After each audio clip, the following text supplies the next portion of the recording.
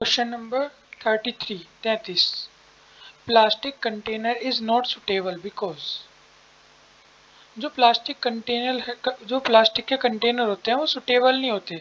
मतलब मोस्टली जो प्रिपरेशन होती है हमारी फार्मेसी की या फार्मास्यूटिकल जो प्रिपरेशन होती है अधिकतर उसमें प्लास्टिक कंटेनर कम यूज करते हैं हम। ऐसा क्यों?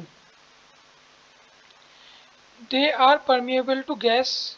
जो प्लास्टिक होती है ना पोरस टाइप की होती है, उनके अंदर से कई बार गैसेस का एक्सचेंज हो जाता है इजीली।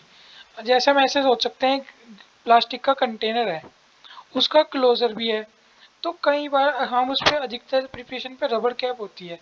एक तो प्लास्टिक के कंटेनर पे रबर कैप लगाना बहुत मुश्किल होता है। अगर हल्की सी हीट मिली तो वो जो प्लास्टिक है फैल जाती है, और अगर टेम्परेचर डाउन हुआ तो सिकुड़ जाती है, नैरो हो जाती है। तो इससे एयर के एक्सचेंज का वो रहता है। दूसरा परमिएबल जो प्लास्टिक होती है पोरस प्लास्टिक, उसके अंदर से कई बार गैसेज का एक्सचेंज हो जाता है। तो एक तो ये प्रॉब्लम है। दूसरा क्या है, some additive may be leach out from the plastic. सबसे बड़ा जो कारण है वो यही वाला है, बी। जो प्लास्टिक है उसके अंदर जो प्लास्टिक, हम आपने सुना होगा सबने कि हमें प्लास्टिक की बोतल, जो हम ये बोतल लाते हैं फ्रूटी की, माजा की, कई लोगों के मुंह से सुना होगा कि इसके अंदर बहुत ज़्यादा तेज गर्म पानी रख के, बहुत ज़्यादा तेज गर्म पानी करके नहीं पीना चाहिए। क्यों? क्योंकि जब हम बहुत ज़्यादा गर्म पानी इनके अंदर डालते हैं, इनकी हीट से जो ये प्लास्टिक है ये अपना कुछ पार्टिकल वाटर के अंदर क्या कर देती है, लीच या छोड़ देती है। इसके जो केमिकल हैं, नॉर्मल भाषा में बोलते हैं, जो ये प्लास्टिक के केमिकल है पानी में घुल के आ जाते हैं। ये भी एक कारण है कि हम प्लास्टिक का यूज़ कम करते हैं प्रिपरेशन में। और दूसरा, इट में absorb certain ingredient from product. या तो कुछ जो इंग्रेडिएंट का कुछ हिस्सा या तो एब्जॉर्ब कर सकती है या एडजॉर्ब कर सकती है। दो अलग टर्म होते हैं, एब्जॉर्ब मतलब सोख लेना, एडजॉर्ब मतलब उसके साथ इंटरेक्शन करना। इनके अलग से टॉपिक है, मैं इन पे एक वीडियो बना दूंगा छोटी सी, इनके बीच का डिफरेंस क्या है। कुल मिला के बात है, अगर हम प्लास्टिक के कंटेनर यूज़ करते हैं, या तो वो गैसियस एक्सचेंज में वो प्रॉब्लम करती है, या ये अपना जो पार्टिकल्स हैं ये इसके अंदर मिला देती है। हमारी जो प्रिपरेशन है, जो हमारा अंदर जो भी लिक्विड है या सॉलिड है उसके अंदर मिला देगी। मोस्टली लिक्विड में मिलती है। या तीसरा क्या है, जो लिक्विड है उसके जो केमिकल्स हैं वो प्लास्टिक से रिएक्ट करके मे भी कुछ ऐसी चीज़ बना दे जिससे हमारी बॉडी के अंदर एडवर्स रिएक्शन हो। तो ये भी एक प्रॉब्लम हो सकती है। इसका मतलब हम परमिएबल गैसेज, ये भी एक प्रॉब्लम है। पार्टिकल लीच कर देती है, ये भी प्रॉब्लम है। और एड्जॉर्ब कर लेती है सर्टेन इंग्रेडिएंट को, ये उनसे रिएक्शन करके मे भी कभी कुछ पॉइजनस चीज़ बना दे, एक ये भी प्रॉब्लम है। तो यहाँ हम क्या मानेंगे, ऑल ऑफ दी अबाउ, ये सभी प्रॉब्लम है प्लास्टिक की। और हाँ, एक बात तो, मैंने कमेंट पढ़े आज तो मुझे बहुत अच्छा लगा। जिन भी लोगों ने मुझे कमेंट किए उन्हें एक बार फिर से थैंक यू सो मच। आपके कमेंट पढ़ के बहुत ज़्यादा खुशी हुई और मेरा पूरा दिन अच्छा गया। Thank you. Which one of these is a thermosetting plastic. अब ये कह रहा है कि इनके अंदर से कौन एक थर्मोसेटिंग प्लास्टिक है। और हाँ, मुझे ये भी, मतलब आप भाइयों ने मुझे बताया मतलब कि वीडियो के अंदर वॉइस की प्रॉब्लम है।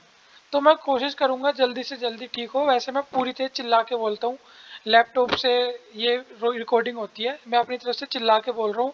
कोशिश करूंगा इसे जल्दी से ठीक करूँ। मैंने भी अपनी वीडियो देखी तो आवाज़ की प्रॉब्लम थी, लेकिन इसे जल्दी से जल्दी ठीक करूँगा और ज़्यादा तेज़ बोलना स्टार्ट करूँगा मैं, ताकि आवाज़ क्लियर रहे।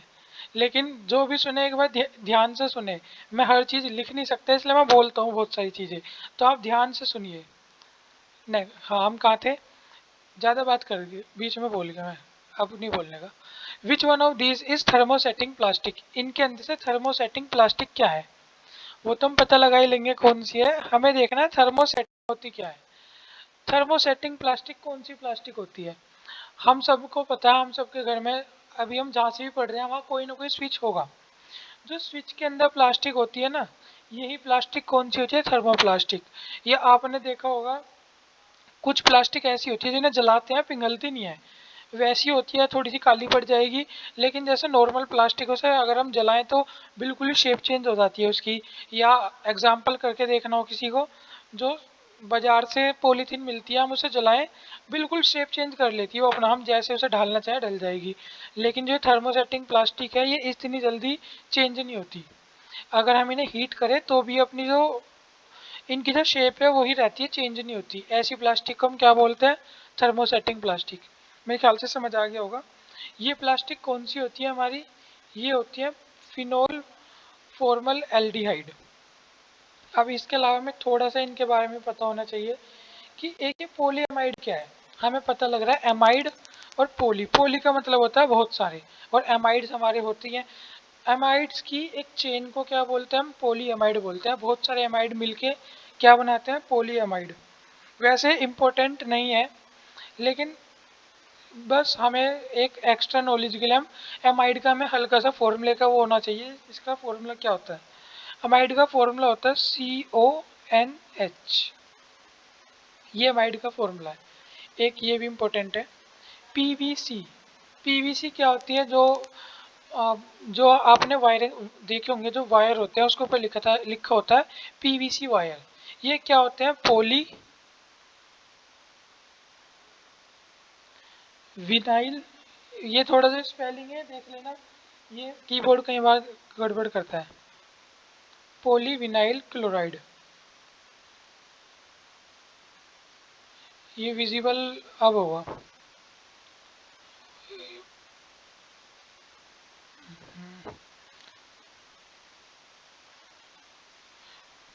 वो कैपिटल लेटर में लिखा है इसलिए अजीब सा लग रहा है। इसकी फुल फॉर्म क्या होती है? Poly vinyl chloride. ये हमारी पीवीसी की फुल फॉर्म होती है। जो हमारी पीवीसी है ये प्लास्टिक तो है, एक तो थर्मोसेटिंग प्लास्टिक है।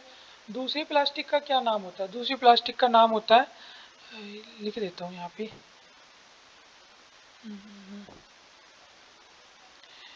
मैं इसके ऊपर ही लिख रहा हूँ, ये पीवीसी होती है। यहाँ जगह नहीं है इसलिए मुझे यहाँ लिखना पड़ रहा है। मैं लिख देता हूँ ऐसे करके, पीवीसी बराबर थर्मो। ये एक तो हमारी थर्मोसेटिंग प्लास्टिक होती है और एक होती है थर्मोप्लास्टिक।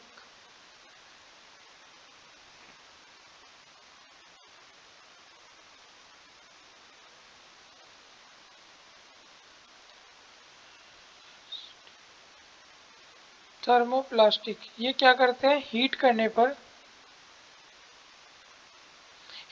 पर शेप चेंज कर लेते हैं।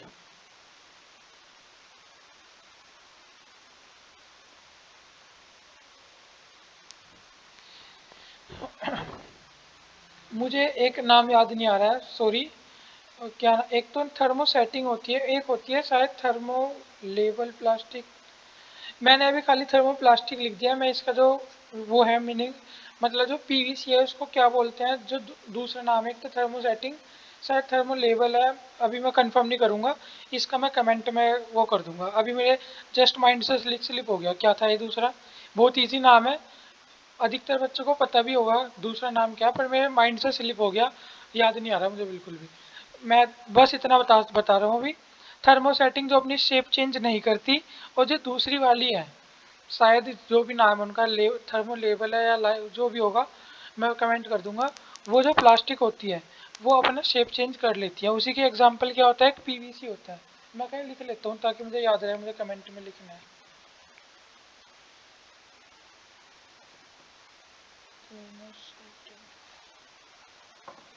हाँ, मेरे पे एडिट करनी नहीं आती तो इसलिए कई बार जो मुझे ज़्यादा टाइम लग जाता है, तो आप या तो उसे स्किप कर सकते हो। स्किप करने से अच्छा है थोड़ी सी स्पीड बढ़ा लेंगे, और जब मैं बोलना स्टार्ट करूँ वापस कम कर लो, या अगर मेरी स्पीड स्लो लगे तो बढ़ा लो और फास्ट लगे तो कम कर सकते हैं। ज़्यादा बोल रहा हूँ मैं आज। Which one of these material is commonly used for closure? Closure क्या होता है हमारा? अगर ये एक कंटेनर है, जो इसका ढक्कन होता है उसे ही बोलते हैं क्लोजर। अब हम फार्मेसी की बात कर रहे हैं। फार्मेसी में जो मैक्सिमम प्रिपरेशन होती है, उनके क्लोजर के रूप में हम क्या इस्तेमाल करते हैं? रबर। अब इसका मैं एक अच्छा एग्जांपल बताता हूँ। हम सब जब 11वीं क्लास में, 12वीं क्लास में थे, या 10वीं क्लास में भी, जब हम लैब में जाते थे, केमिस्ट्री लैब में, तो बहुत सारी इस तरह की क्या रखी रहती थी? कांच की बोतलें रखी रहती थी। इन सब बोतल के जो ऊपर ढक्कन थे ना, एक कुछ पे तो कांच के ढक्कन लगा रहता था और कुछ पे प्लास्टिक के ढक्कन भी लगे रहते थे। आप सबने देखा होगा, जरूर देखा होगा। या एक वर्ड, सबने रबड़ के ढक्कन देखे होंगे, बहुत सारी प्रिपरेशन पे होते हैं। नेक्स्ट, सबसे अच्छा होता है रबड़, क्योंकि जब हम इसे क्लोजर पे करते हैं, ये अपनी शेप उसी हिसाब से वो कर सकता है। अगर स्पेस ज़्यादा है तो ज़्यादा स्पेस को घेर लेगा, कम है तो कंप्रेस होकर बिल्कुल एयर टाइट कर देता है। इसलिए रबड़ का यूज़ इजीली हो जाता है। इसमें अगर साइज छोटा बड़ा भी हो तो भी चल जाता है। इस रबड़ के ढक्कन का शेप भी इस तरह का होता है।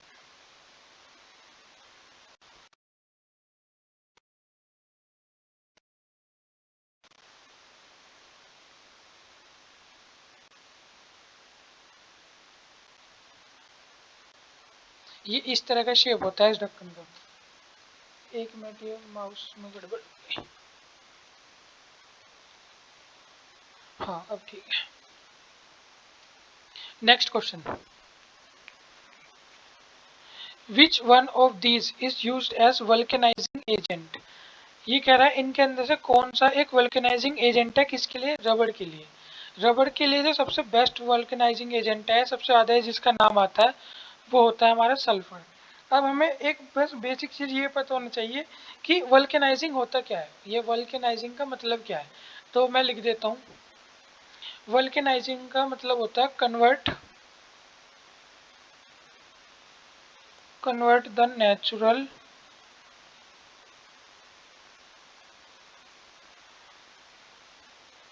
Rubber into polymer.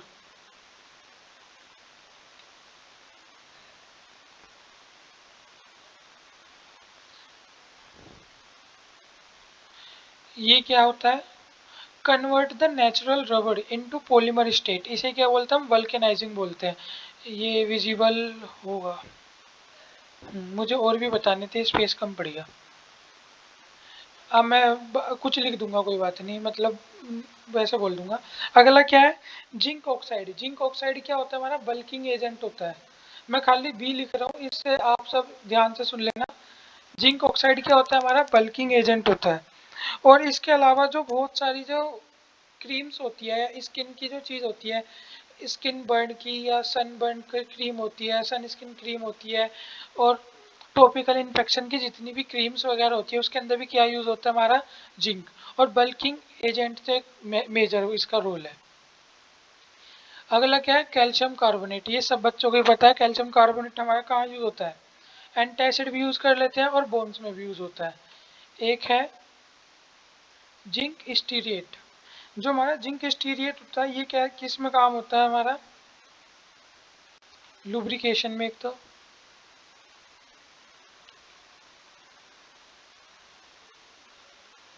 एक तो लुब्रिकेंट में यूज होता है, दूसरा इसका, या ड्राई लुब्रिकेंट बोल देते हैं हम इसे। इसके अलावा इसका यूज हमारा ऊपर, एक तो हमारा ये हो गया, डस्टिंग पाउडर में भी होता है।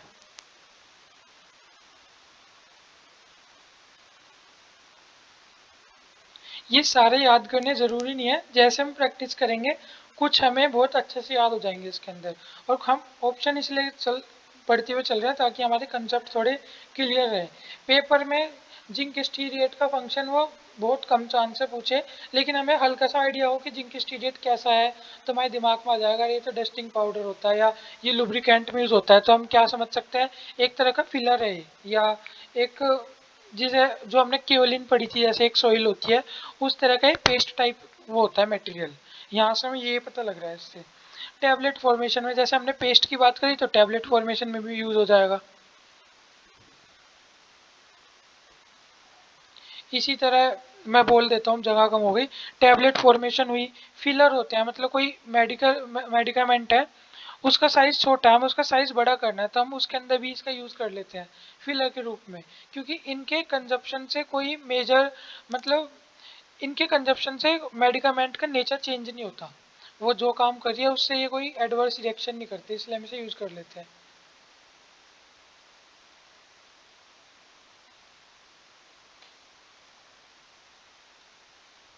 ये इसका है, जिंक स्टीरिएट क्या है, ये सब।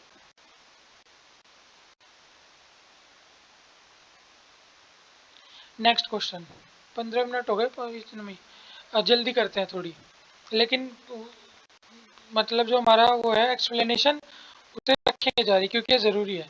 जो ग्लास कंटेनर है शुड कंपाइल विद द, जो ग्लास कंटेनर है वो सबसे ज़्यादा किसके साथ कंपाइल होना चाहिए?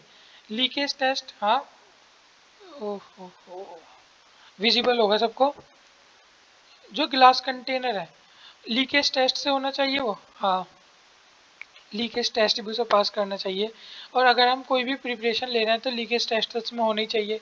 हाइड्रोलाइटिक रेजिस्टेंस ये एक ज़रूरी चीज़ है। मैकेनिकल स्ट्रेंथ, अगर हम कोई भी कंटेनर ले रहे हैं तो मैकेनिकल स्ट्रेंथ तो उसकी होगी होगी। जो सबसे ज़्यादा इसके कंपाइल होना चाहिए वो होना चाहिए हमारा हाइड्रोलाइटिक रेजिस्टेंस है।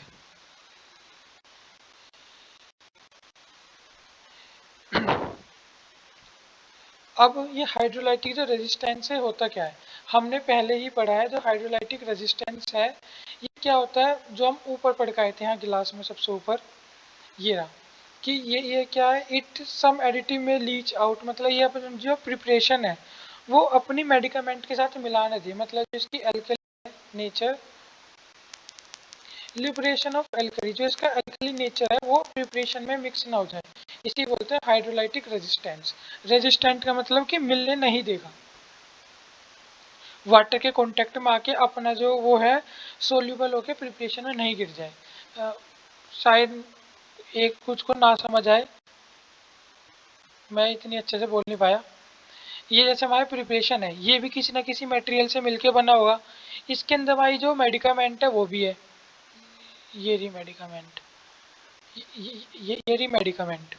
अगर ये मेडिकामेंट है ये इसके साथ कांटेक्ट में तो है, इनके कांटेक्ट में आने से ये अपनी प्रिपरेशन इसके अंदर ना मिला दे, ये जो है ये जो मटेरियल है ब्लू कलर का इसकी प्रिपरेशन इसके अंदर ना मिल जाए, उसी बोलते हैं हम कि ये क्या होना चाहिए, हाइड्रोलाइटिक रेजिस्टेंस होना चाहिए, मतलब अपनी प्रिपरेशन अपने जो मटेरियल है उसके पार्टिकल अपने प्रिपरेशन में ना मिलाए, इसी बोलते हैं हाइड्रोलाइटिक रेजिस्टेंस। समझ आ गया होगा जहाँ तक है। In aerosol regulation of dose is concern with, जो एरोसोल होता है उसके अंदर जो डोज है उसका रेगुलेशन कौन करता है? अब एरोसोल का एग्जांपल आप ये सोच सकते हो, सबने स्प्रे देखी होगी, होली पे खेलने वाली स्प्रे आती है, हम उसी से एग्जांपल मान सकते हैं। उसके अंदर जो प्रेसिंग वो होता है, या जो सैनिटाइजर होते हैं स्प्रे वाले उससे भी देख सकते हैं हम, जब हम उसे एक बार प्रेस करते हैं तो क्या सारा सैनिटाइजर खाली हो जाता है पूरा? अगर ये सैनिटाइजर है पूरा, ये इस तरह यहाँ ऐसे ढक वो रहता है दबाने का, इसके अंदर लिक्विड भरा है, अगर हमने एक बार इसे प्रेस किया तो कुछ अमाउंट ही बाहर निकलती है। ये जो अमाउंट है कुछ फिक्स अमाउंट ही निकलती है। कह रहा है इसे कौन रेगुलेट करता है एरोसोल के अंदर? इसे रेगुलेट करता है ये मेट्रिड वैल्यू। एक इसका एग्जांपल अगर किसी को अब भी क्लियर ना हुआ हो, स्प्रे से तो खैर हो गया, लेकिन एक प्रैक्टिकल यूज, हम सब फार्मेसी में रह चुके हैं तो अगर किसी कभी भी किसी ने अपने घर में वो देखियो, एक वो आती है लूज करके कॉन्स्टिपेशन की, वो आती है एक प्रिपरेशन, ऑरेंज कलर के शायद उसमें आती है, उसके अंदर जब हम प्रेस करते हैं तो वो इस तरह की शेप की होती है। एक तो यहाँ मेन मेडिकामेंट होती है, इसके ऊपर एक इस तरह का चैम्बर होता है, और इसके ऊपर यहाँ फिर इसकी ओपनिंग होती है। जब हम इसे प्रेस करते हैं इसकी फिक्स अमाउंट मेडिकामेंट इसके अंदर आती है, और फिर यहाँ से हम ढक्कन खोल के जब हम इसे उल्टा मतलब टेढ़ा करते हैं इस बोतल को, तो जो जो इसके अंदर है हमारा जो भी सामान बस वही बाहर निकलता है, लिक्विड वो इतना ही बाहर निकलता है। तो ये भी कैसे काम करता है, मीटर्ड वैल्यू की तरफ से या मेट्रिड वैल्यू की तरह काम करता है। ये भी लूज की बोतल कॉन्स्टिपेशन के लिए यूज होती है, देखी होगी सबने, जहाँ तक मेरा मानना है अधिकतर बच्चों ने देख रखी होगी। बाकी स्प्रे से भी हम समझ सकते हैं। एक, in aerosol dip tube is usually made up of, जो एरोसोल है इसके अंदर डिप ट्यूब, ये जो हमने एरोसोल बनाया था इसके अंदर एक ट्यूब होती है, जो लिक्विड बाहर कैसे आएगा, एक ट्यूब ऐसे कोने में जाती है। ये ज़्यादा बढ़ गया, एक सेकंड बस, आज की वीडियो लंबी हो गई बिना कुछ करे, आज तो हमने इतना वो भी नहीं लिखा था। हाँ,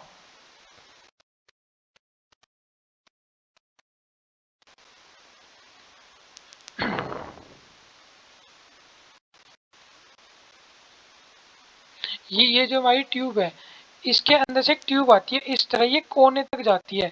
इसी ट्यूब को ये ऐसे ट्यूब हो गई, इसके अंदर से लिक्विड ऊपर बाहर की तरफ जाता है। इसी ट्यूब को क्या बोलते हैं हम? डिप ट्यूब बोलते हैं। ये किसकी बनी होती है? ये बनी होती है हमारी पॉलीप्रोपाइलिन की।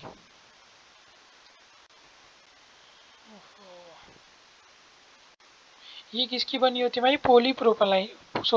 पॉलीप्रोपाइलिन की बनी होती है। और मेटल की इसकी बॉडी होती है, कई बार प्लास्टिक की भी हो जाती है। बस जल्दी खत्म कर रहे हैं, बहुत ज़्यादा लंबी वीडियो हो गई। मेरा मानना है वीडियो थोड़ी छोटी हो, ताकि ज़्यादा एक ही चीज़ को ज़्यादा देर तक सुनने से भी कई बार माइंड की एक्टिविटी थोड़ी कम हो जाती है। धीरे धीरे हम अपना टाइम बढ़ाएंगे, लेकिन अभी हम स्मॉल वीडियो से शुरू कर रहे हैं और ज़्यादा वीडियो डाल रहे हैं, कंटेंट अच्छा खासा। कोर्स पूरा होगा और अच्छे से पूरा होगा, इसी चैनल पे होगा। और मैं पूरी कोशिश करूँगा कोर्स पूरा करूँ और साथ में प्रैक्टिस भी करें। एम्प्यूल जनरली कंटेन, जो एम्प्यूल है जनरली क्या कंटेन करते हैं? जो हमारे एम्प्यूल होते हैं ये सिंगल डोज प्रिपरेशन कंटेन करते हैं। पेरेंट्रल का मतलब है कि जो इंजेक्शन वगैरह के होते हैं। हम सब ने देखे होंगे इंजेक्शन के जो एम्प्यूल आते हैं किस तरह के होते हैं। एक ऐसे ट्यूब सी होती है इस तरह की, आगे ऐसे चोंच सी बनी होती है इसकी, और यहाँ यहाँ एक ऐसे निशान होता है ऐसे करता हुआ कर ऐसे करे हुए। यहाँ से इस पे ऐसे फिंगर भी मार दें हमें तेज से तो ये वो निकल जाता है। और जो जितनी भी प्रिपरेशन है एक बार में यूज कर ली जाती है। कोई भी ऐसा कंटेनर, ये बहुत छोटे होते हैं, 5 ml 2 ml 1 1 ml के भी आते हैं ये। कोई भी ऐसी कंटेनर जो एक सिंगल डोज में यूज हो जाए पूरी, उसे हम क्या बोलते हैं? नॉर्मली एम्प्यूल बोलते हैं। एम्प्यूल का मतलब ये जो एक बार के में यूज कर लिया जाए। नेक्स्ट, ट्रांसफ्यूजन बोतल आर मेड ऑफ। जो ट्रांसफ्यूजन बोतल है वो किस चीज़ की बनी होती है? ट्रांसफ्यूजन बोतल कौन सी होती है? हमें कोई बिल्कुल भी नहीं दिमाग नहीं लगाना। ट्रांसफ्यूजन बोतल अपने दिमाग में माइंड सेट रखना। जो 10वीं क्लास के अंदर लैब थी, केमिस्ट्री की लैब, उसके अंदर जितनी भी बोतलें रखी थी, कुछ उनके अंदर व्हाइट कलर की थी, कुछ कलरफुल थी। जितनी भी व्हाइट बोतलें थी, स्पेशली जितनी भी व्हाइट बोतल थी, सब ही बोरोसिलिकेट गिलास की बनी होती थी। अब बोरोसिलिकेट गिलास की क्यों बनी होती है? एक तो जो नॉर्मल गिलास की वो होती है कि भैया अपना प्रिपरेशन उसके अंदर डालता है, एयर टाइट होता है, और सबसे मेन है ये स्ट्रॉन्ग होता है, इनफ स्ट्रॉन्ग होता है ये, अच्छा खासा स्ट्रॉन्ग होता है ट्रांसफ्यूजन बोतल ये बोरोसिलिकेट। एक है plasticiser are added in plastic to provide. जो प्लास्टिसाइजर है वो प्लास्टिक के अंदर क्यों ऐड किए जाते हैं? तो हमें पता होना चाहिए। मतलब प्लास्टिसाइजर हम प्लास्टिक के अंदर फ्लेक्सिबिलिटी के लिए वो करते हैं। जैसे हम प्लास्टिसाइजर मिलाएंगे उसकी फ्लेक्सिबिलिटी क्या हो जाएगी? प्लास्टिक की एनहांस। फ्लेक्सिबिलिटी मतलब मोड़ तोड़ सकते हैं। जैसे अब, हाँ, जैसे जो हमारा चार्जर होता है उसकी जो लीड होती है, क्या बोलते हैं उसे? केबल बोलते हैं, जो डाटा केबल, वो क्या फ्लेक्सिबिलिटी होती है ना उसके अंदर। इसका मतलब हम उसके अंदर क्या यूज़ करते हैं? प्लास्टिसाइजर का यूज़ होता है। एक अभी तक का सबसे ज़्यादा इंपॉर्टेंट क्वेश्चन क्या है? मोहो स्केल। ये हमें ज़रूर पता होना चाहिए। मोहो स्केल किस चीज़ से रिलेटेड है? ज़्यादा कुछ नहीं है इसके अंदर। मोहो स्केल हमारा किससे रिलेटेड होता है? हार्डनेस से, मटेरियल की। इसके अंदर वैल्यूज़ होती है, नहीं लिखना ही पड़ेगा। 0 0 1 2 3 4 5 6 7 8 और लास्ट में क्या है? 10। जैसे पीएच पेपर होता है, पीएच पेपर हमारा किससे स्टार्ट होता है? 0 से स्टार्ट होता है और 14 तक चलता है। यहाँ नहीं लिखता, नहीं तो कन्फ्यूजन हो जाएगा। जो हमारा पीएच पेपर होता है 0 से स्टार्ट होकर 14 तक चलता है। इसी तरह से मोहो स्केल है, ये हमारा 0 से स्टार्ट होके 10 तक चलता है। अब हमें पता होना चाहिए जीरो वैल्यू है इसके ऊपर कौन, इसकी क्या प्रॉपर्टी है? जो जीरो होते हैं इसके अंदर आता है हमारा टाल्क। टाल्क का मतलब क्या होता है? पाउडर। मतलब जो बिल्कुल ही वो हो, हार्डनेस बिल जिसके अंदर ना के बराबर हो। और जो हमारा 10 वैल्यू पे आता है वो क्या आता है? डायमंड। स्पेलिंग ठीक है? ठीक ही होगी। टोल्क या टाल्क और क्या है? डायमंड। अब हम अपने मतलब देख सकते हैं सीधा सीधा, जीरो वैल्यू जो बिल्कुल ही सॉलिड ना हो या बिल्कुल ही हार्ड ना हो, हार्डनेस ही तो है ये, बिल्कुल ही हार्ड ना हो तो टाल्क। और जैसे जैसे हम चलते रहेंगे, 1 उससे हार्ड, 2 उससे हार्ड, 3 उससे हार्ड, जो सबसे हार्ड होगा 10 वैल्यू पे वो क्या होगा? डायमंड। तो ये पेपर में हमारे आ सकता है जो मोह स्केल है वो किसे मेजर करता है या किससे रिलेटेड होता है, हार्डनेस से। या आ सकता है जो मोह स्केल है इसके अंदर जो दो वैल्यू है, एक 6 है और एक 10 है, तो बताओ इसके अंदर से कौन ज्यादा, किसकी हार्डनेस ज्यादा होगी। तो हम इजीली पता लगा सकते हैं 10 की, या कुछ वैल्यू दे देगा, टाल की वैल्यू इतनी है, इसकी वैल्यू इतनी है, इसकी वैल्यू इतनी है, अजीब अजीब से नाम दे देगा जिसे हमें देख के ना पता लगा पाए हम कि ये सॉलिड है लिक्विड है, लेकिन उनकी वैल्यू दे देगा सामने की कोई एलोप्यूरिनोल कोई वो है, या कोई एकेशिया सब्सटेंस है, कोई इस तरह का कुछ भी सब्सटेंस दे दिया, प्लेटिनम ड्यूटेरियम ट्राइटीरियम कुछ भी, इसकी मोहस्पेल पे वैल्यू इसकी 5 है, इसकी 8 है, इसकी 1 है, इसकी 2 है, इसकी 10 है। बताओ सबसे कम हार्डनेस किसकी है, ये सबसे ज़्यादा हार्डनेस किसकी है। तो हम इजीली पता लगा लेंगे अगर हमें इतनी सी बात पता हो। मोह स्केल क्या होता है, हार्डनेस से रिलेट होता है। अगर मैं एक्सप्लेनेशन ज़्यादा कर रहा हूँ, मुझे लग रहा है कि मैं आज कुछ ज़्यादा ही बोल रहा हूँ, तो भी आप मुझे मैसेज कर देना, मैं हल जो इम्पोर्टेंट है उसे तो मैं बताऊंगा ही बताऊंगा, लेकिन जब मैं बीच बीच में बात करने लगता हूँ मैं उसमें कम करूंगा, मुझे भी लग रहा है कि मैं ज़्यादा बोल रहा हूँ बीच में। Decrease in particle size is associated with, जो पार्टिकल साइज, अगर कोई भी सब्सटेंस है उसका पार्टिकल साइज छोटे हैं, डिक्रीज इन पार्टिकल साइज मतलब छोटे छोटे पार्टिकल साइज है, तो इससे क्या होगा, ये चार कंडीशन है ये देखनी है हमें। नहीं, इसे ठीक है, इंक्रीज द सोल्यूबिलिटी, ओह ये पता नहीं आज हैंग हो रहा है एक बार। इंक्रीज द सोल्यूबिलिटी, अगर कोई पार्टिकल साइज छोटे हैं तो उनकी सोल्यूबिलिटी इंक्रीज इंक्रीज हो जाएगी। हाँ, एग्जाम और या डिक्रीज हो जाएगी, या कोई भी इफेक्ट नहीं पड़ेगा। हम अपने मन में एग्जाम्पल लेके देखते हैं, दो एग्जाम्पल लेते हैं, बड़ी इजीली समझ आएंगे। आप सबने वो देखा होगा, मिश्री और चीनी। हम क्या करें, हम दो सब्सटेंस लेते हैं, एक एक गिलास पानी लेते हैं, ये रहा एक गिलास, ये रहा एक गिलास, ये रहा। इसके अंदर तो क्या है, मिश्री है, मिश्री का दाना बड़ा होता है, और इसके अंदर क्या है, चीनी है। मानो हमने ये 10 ग्राम ये लिया है, 10 ग्राम ये लिया है, तो 10 ग्राम में इसके बहुत सारे दाने हो जाएंगे, इक्वल वैल्यू ले ली हमने, और इसके 10 ग्राम में दो चार दाने होंगे बड़े बड़े। अगर हम दोनों को पानी के अंदर डाल के चम्मच घुमाए, तो अपना आप बताओ कौन जल्दी सोल्यूबल होगा।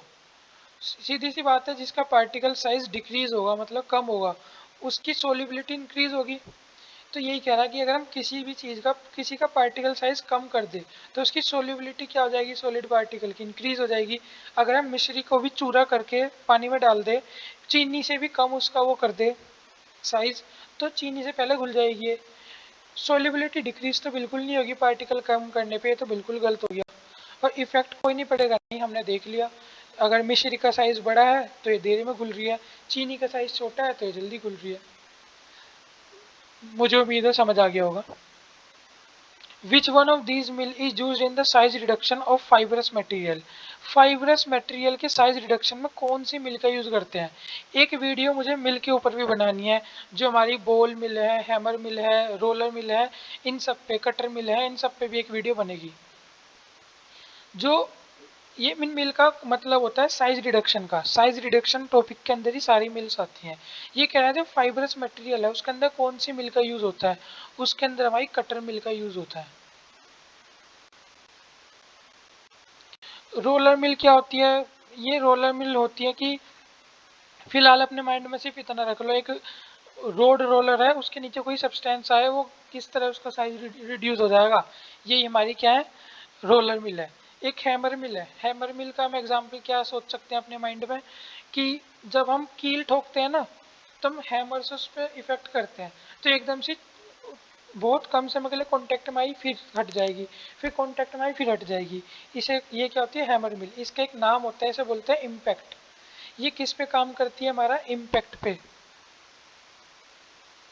इम्पैक्ट पे कौन काम करती है, हैमर मिल। इसी तरह बॉल मिल है, ये किस पे काम करती है, हमारी कंप्रेशन पे और एट्रीशन पे। मैं सब बताऊंगा कंप्रेशन क्या है, एट्रीशन क्या है। फिलहाल मैं बोल रहा हूँ ये किस पे काम करती है, बॉल मिल, कंप्रेशन और एट्रीशन पे, इन दोनों पे काम करती है हमारी कौन सी, रोलर मिल।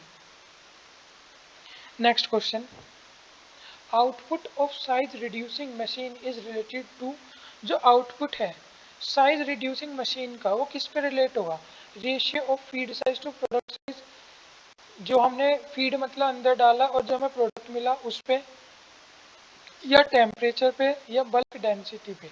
सिंपल सी बात है, किस पे डिपेंड होगा, हमारी बल्क डेंसिटी पे, हमने किस डेंसिटी में या किस क्वांटिटी में जो हम बल्क डाल रहे हैं वो किस टाइप का है। हमने फीड किया कोई भी चीज़, हम सेकंड ऑप्शन भी बहुत को लग सकता है कि ये भी तो ठीक ही है, हमने जो इसे फीड किया और जो प्रोडक्ट निकाला, यही तो ये इनपुट हो गया या आउटपुट हो गया। लेकिन जो हमने फीड किया, हमें नहीं पता वो किस तरह का मटेरियल है। एक बार तो हमने फीड कर दिए, मतलब भुने हुए चने के दाने सॉफ्ट होते हैं, इजीली प्रोडक्ट मिल जाएगा हमारे पास, आउटपुट बहुत जल्दी निकल के आएगा। और एक बार हम डाल दें डायमंड, तो आउटपुट निकलने में बहुत ज़्यादा टाइम लगेगा।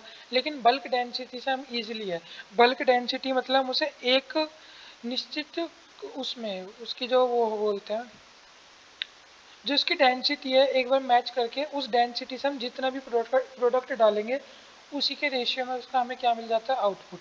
तो ये किससे रिलेट करता है, सीधा हमारा बल्क डेंसिटी से। मुझे लगता है कुछ समझ नहीं आया होगा, जब हम ये मशीन के टॉपिक पढ़ेंगे एक बार दोबारा डिस्कस करेंगे। मैं अच्छे से नहीं समझा पाया हूँ उसे, मैं यहाँ कुछ डायग्राम में नहीं बना पाया, अगली बार पेज बड़ा लेके आएंगे। Hammer mill work on the principle of, hammer mill किसके प्रिंसिपल पे वर्क करती है, अभी हमने पढ़ा था इम्पैक्ट, यहाँ लिखा भी होगा अभी तो, ये रहा इम्पैक्ट हैमर मिल।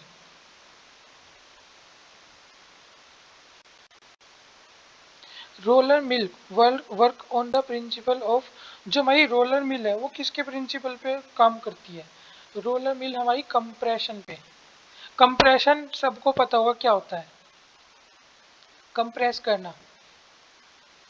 अगर ये मटेरियल है, मैं बहुत सिंपल वे में समझा रहा हूँ, ये सुआ है मतलब सिरिंज है, ऐसी बन पाएगी मेरे से, ये सिरिंज है, ये उसका ऐसे हैंडल होता है यहाँ,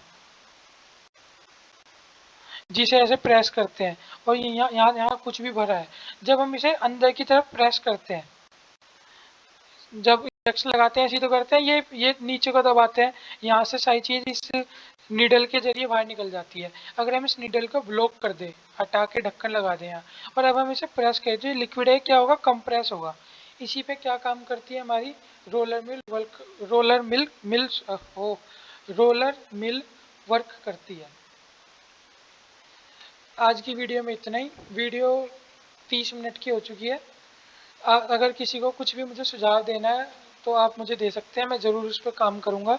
अभी मुझे अपनी वॉइस पे वो करना है, जल्दी से जल्दी इसका वो करेंगे। अभी लैप कुछ दिन तक तो लैपटॉप से ही होगी, इसके बाद हम इसे भी चेंज कर देंगे। और thank you so much, thank you.